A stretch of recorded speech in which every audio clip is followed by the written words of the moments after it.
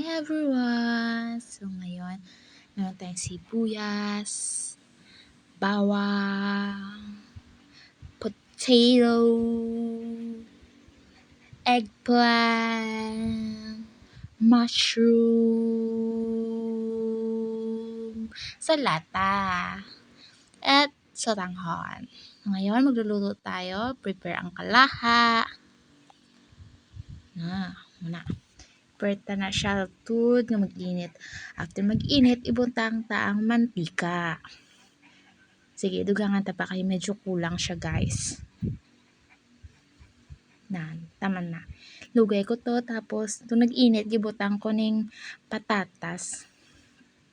Giwa ko lang na siya sang pino lang, guys. Pino-pino. Para dali maluto. Sunod ta ang talong nga gi-slice. Same sa slice sang aton nga potato. Sige, ula na. Sige, hindi pa matanggal. Ay, na lang. Ari na, kamuto na lang. Tara!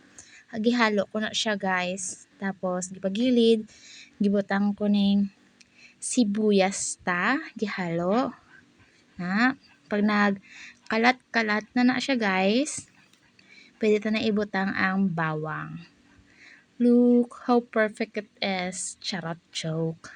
Para ibusang lugayon ta. Antod nga mag-okay ng bawang kag sibuyas. Haluon na hindi gid maghalo-halo gid, guys, kay basi madunot aton nga patatas. Hindi ta na gusto kay kalain na maging texture sina, guys.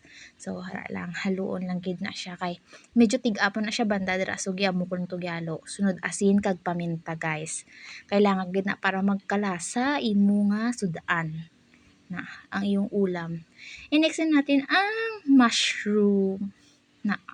Amo gini, guys, ang pinaka gusto ko, ang mushroom. Gilugay ko na, tapos sunod gibutahan ko ang isa ka baso nga tubig. Pero depende sa inyo, guys, kung pila ka baso ang gusto niyo butang. Pero mga dalawa lang siguro, no?